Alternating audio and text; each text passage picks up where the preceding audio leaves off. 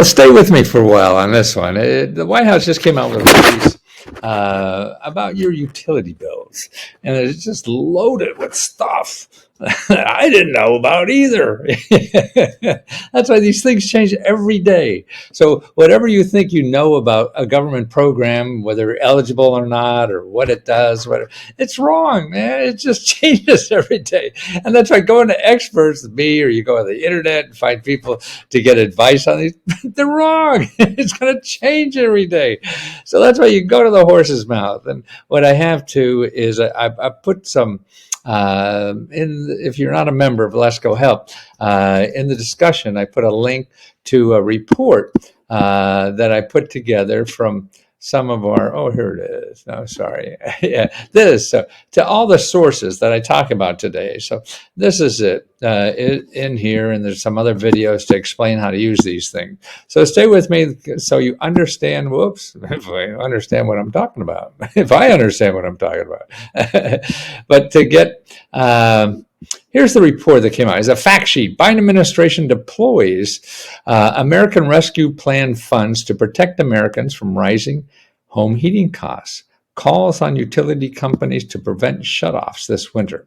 Okay, and basically if you go through it, and I'll skim over it with you in a minute, is that the rescue plan that Biden passed a couple months back, 6 months ago or whatever, they're still sitting on tons of dough there.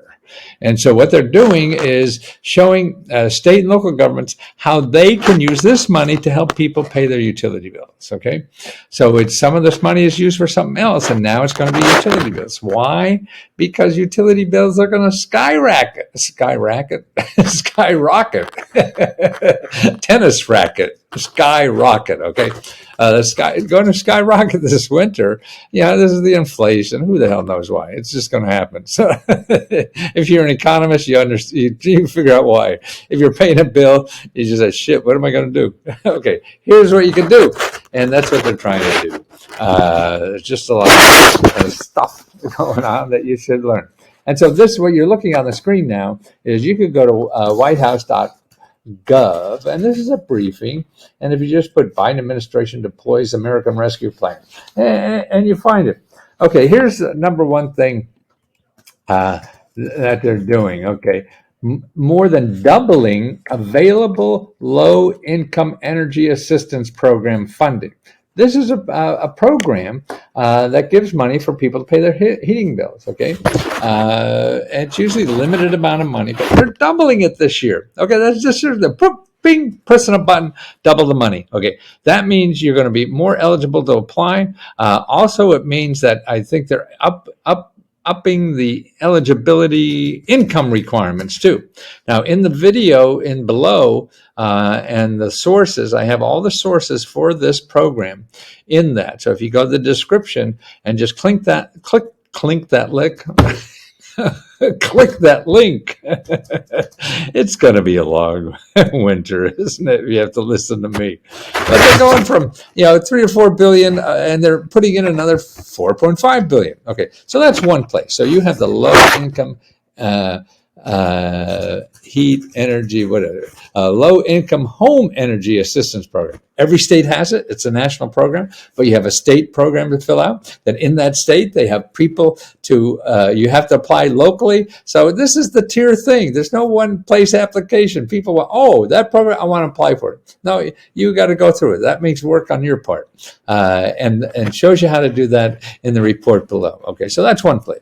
Okay, now what they're doing, delivering energy rental assistance unavailable in previous winters to cover utility bills. First established last December and provided an additional $21 billion in the American Rescue Plan. This is the energy rental assistance. I've talked about that a lot. So you need to pay your rent. The Biden program gave all this money, to pay rent. Now, in there was also payments for utility costs. Now, what this is happening, what I read here, that you had to be sort of like rent and utility. They're sort of changing the game plan. You'll have to check with your local provider. So in other words, if your rent is paid up, but utility paid up, I've heard from members that they couldn't get it. So we had to find them other programs for that.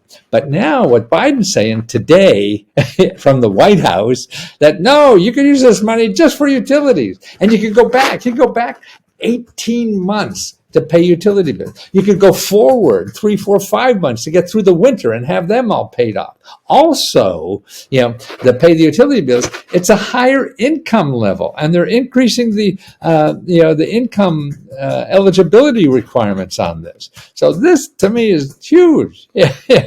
And now what will happen, though, and I show you in the report below how to find your local office. Now, if they say they can't do that, then you have to call your elected official and start that ball rolling. Okay, so that's another thing they're doing. Okay, so you have two places: the Low Income Energy Assistance Program, LIHEAP, and the ERA, Emergency Rental Assistance. Okay. Now, something went through my head and lost. Oh, maybe I can grab it. Where'd it go? Maybe it'll come back.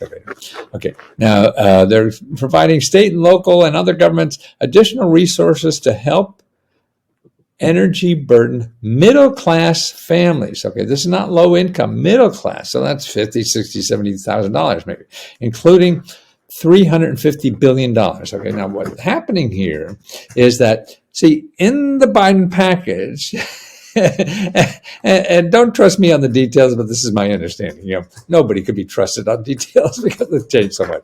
But so they give things like money for energy, money for this, that, the other, business, whatever. Then they said, okay, here's $350 billion for the states.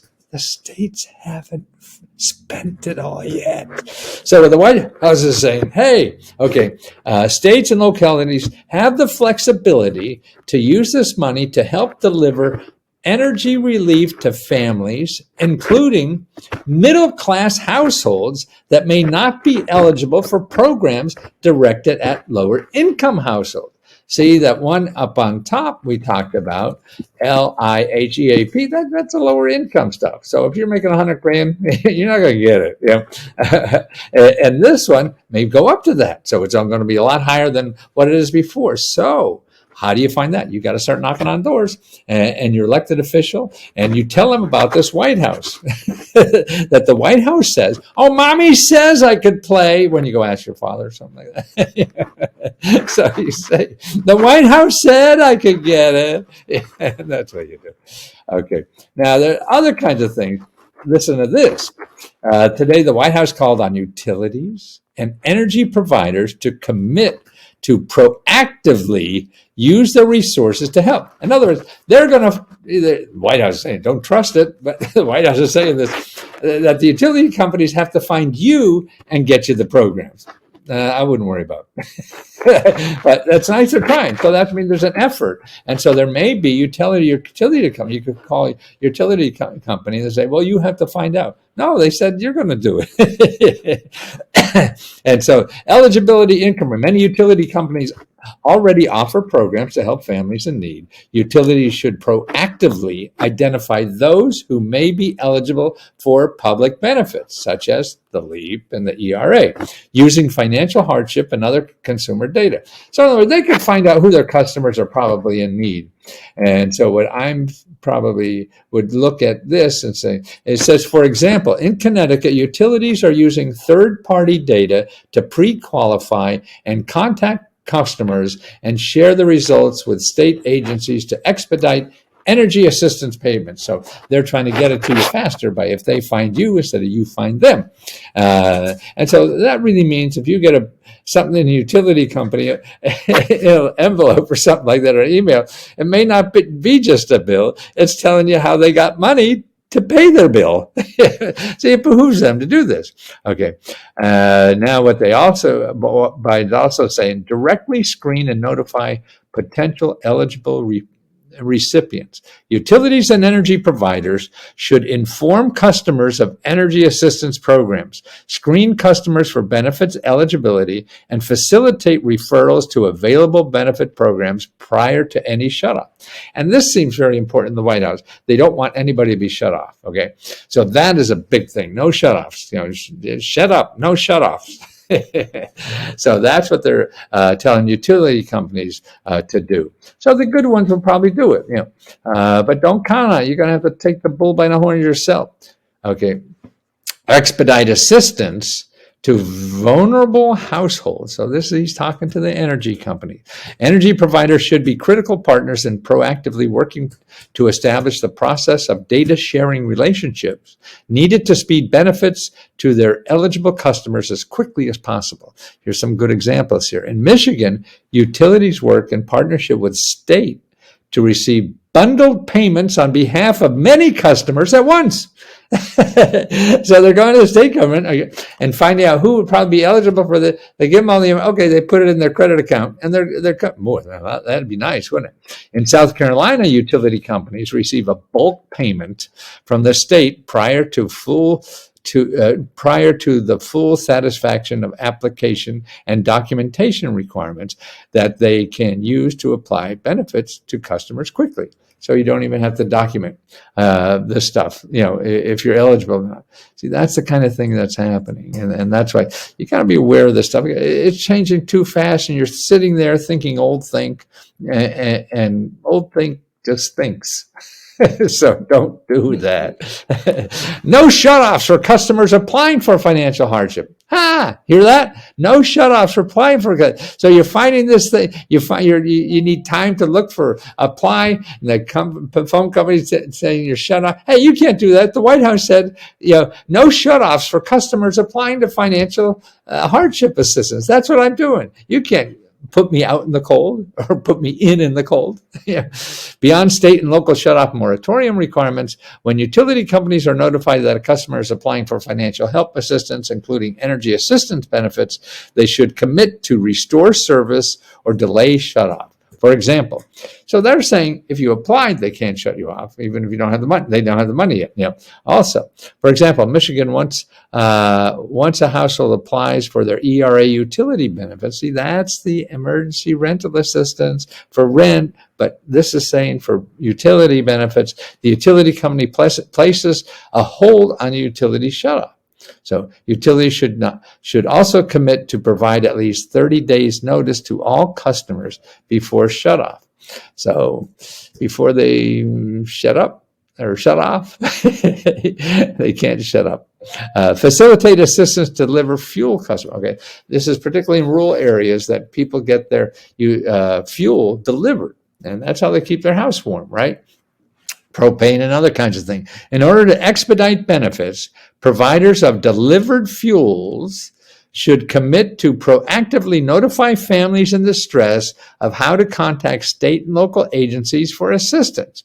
So in other words, Biden's saying, hey, utility fuel providers, you do what LESCO does and find out where these programs are and tell your customers. So see, you don't have to pay me anything. These people are going to do it for me.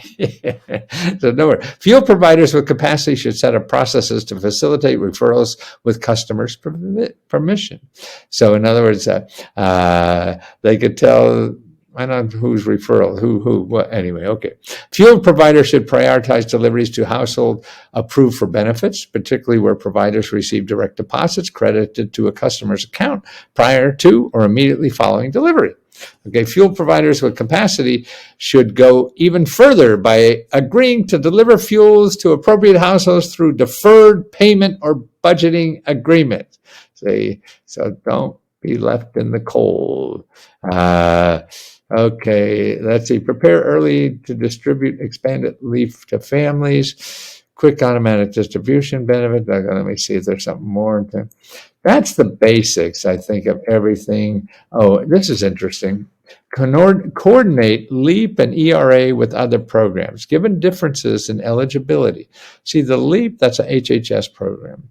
The ERA is a Treasury Department program, and they have more lenient benefit income requirements than the LEHAP or LEAP or whatever you call it. So they're saying HHS and Treasury are clarifying how grantees of these two programs can coordinate to quickly provide benefits to eligible households. Coordination ensures support can reach a greater number of households, including those who do not qualify for LEAP, due to their household incomes, people or fixed incomes, elderly, and others in need. The best practices include coordinating outreach to households, establishing regular communication with program leaders and energy providers, streamlining intake, and referring across programs. For example, rental households not fully served by LEAP could be referred to ERA, and homeowners could be referred to LEAP where available. The Homeowner Assistance Fund